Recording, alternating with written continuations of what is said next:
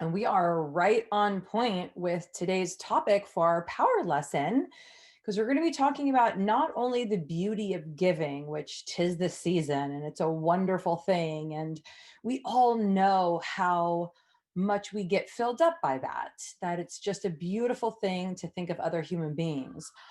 And right, I mean, it's kind of like breathing. There has to be someone to receive. And there is also a beauty and a power and a strength and a skill set in receiving. So we're certainly taught that giving is superior. Of course, the art of giving it's helpful for connection, right? For human beings. It's helpful, to negate narcissism, honestly. Seeing what others need to be happy, or what they need to be whole, or what they need in the moment, it requires empathy. It requires kindness. It requires energy thinking about life from another person's perspective. It's beautiful. And receiving is equally noble. It's kind of like, having one without the other is kind of saying, like, well, I mean, the in breath is really important. It's like, that's true. Yes. Well, let's like focus on lengthening and, focus on the in breath. And like the in is where it's at. You can't survive unless you have the in breath. Yeah.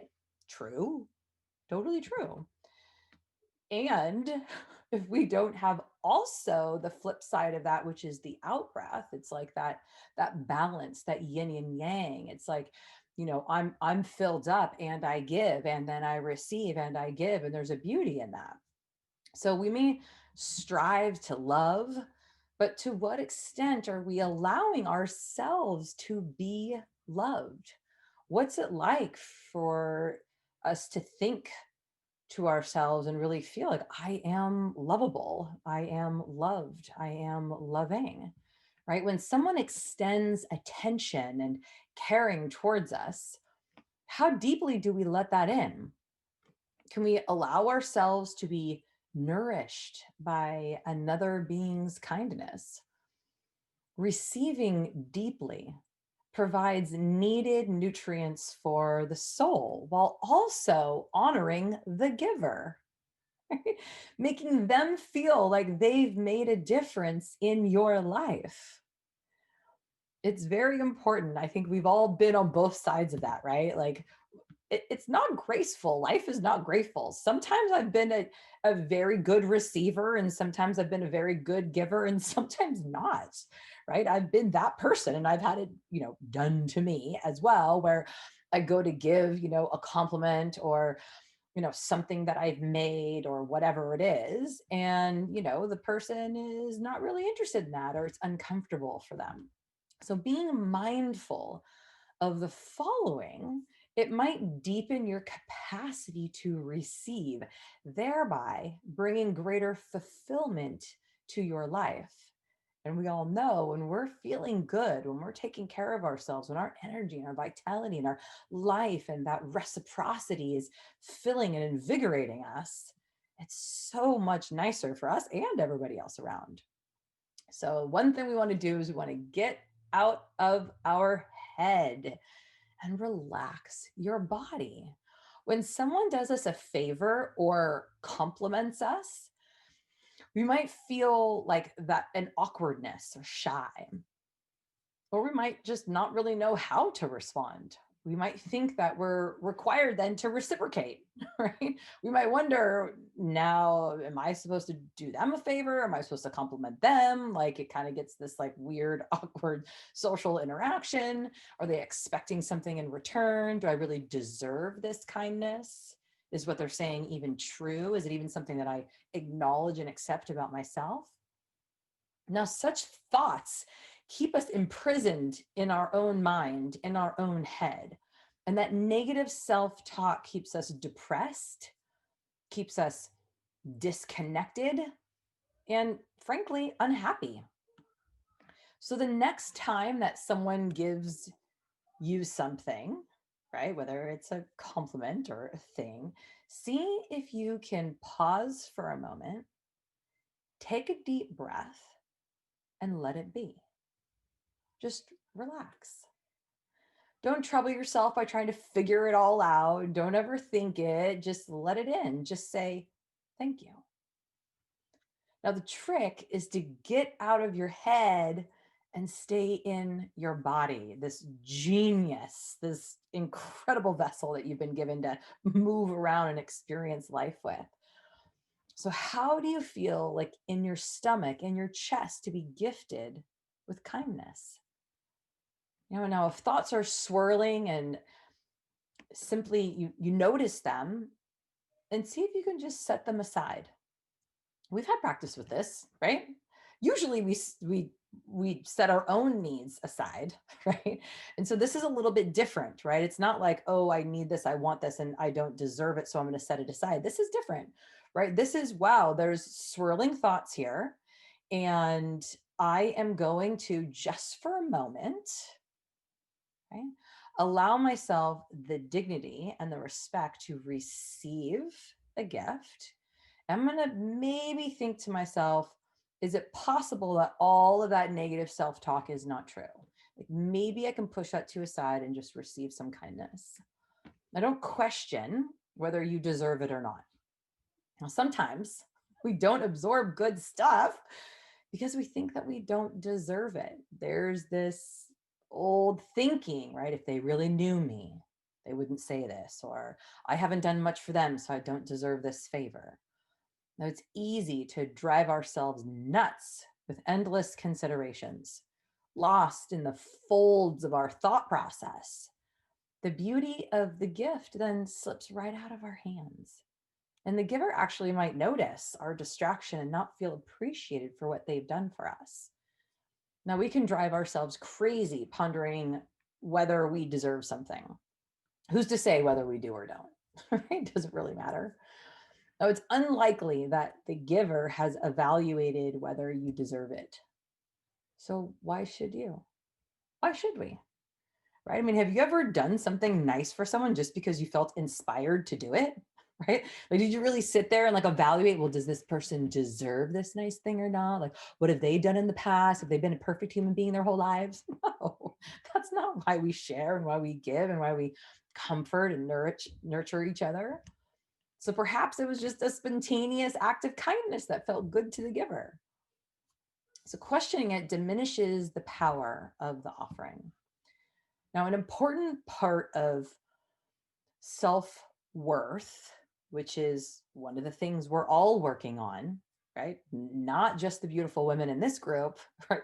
Human beings in general, getting right sized, right? Like not better than, not less than, just that beautiful right size. Now, an important part of that self-worth is to validate that it's okay to receive things. Now, being human means having needs and wants, which includes being valued and appreciated. It's okay to need and want that. And in fact, you deserve that. No doubt we have ample flaws and limitations. Don't get me wrong, there's no perfect human out there. But when we're given a gift, it's not the best time to ponder all the limitations, right? Actually, one of our flaws may be that we complain that nobody cares about us. Despite evidence to the contrary, we can really only see the things that are lacking, all the things that we do for everybody else, but really we're not allowing anyone to do stuff for us. And we're not skilled at the art of receiving good stuff when it comes our way. And eventually, those same people, they stop giving. They just take.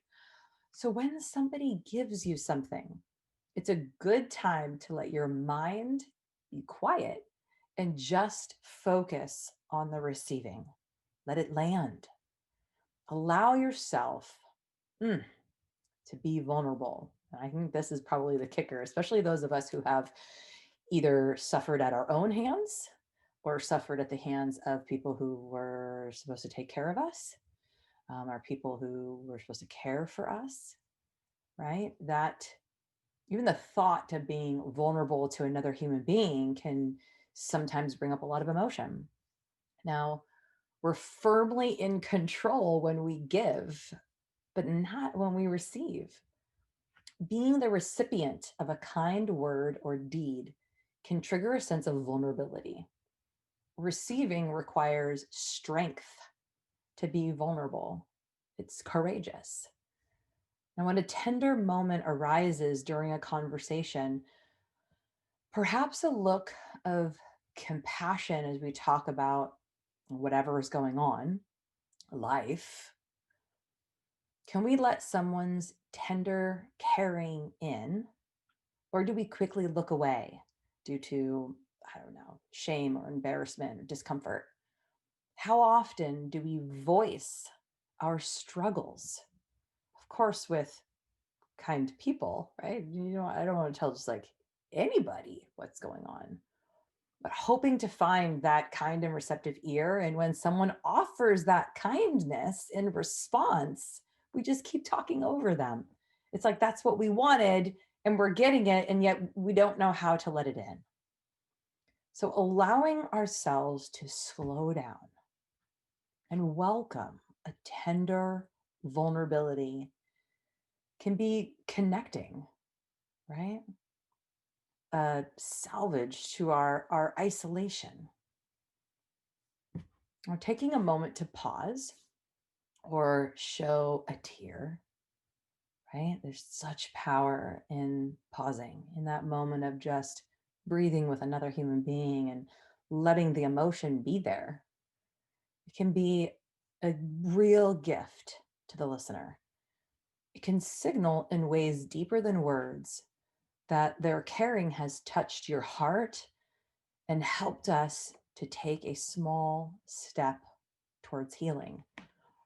Now, look for opportunities to let love and kindness in when it comes your way.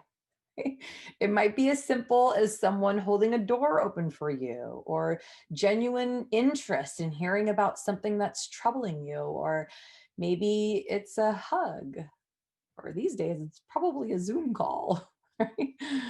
Or a text message. Um, as you practice being a sponge for this goodness, this love, and this kindness, you may allow more joy into your life. And of course, as your emotional tank fills, you'll have more to offer others. It is a powerful, invigorating, kind of cyclical experience.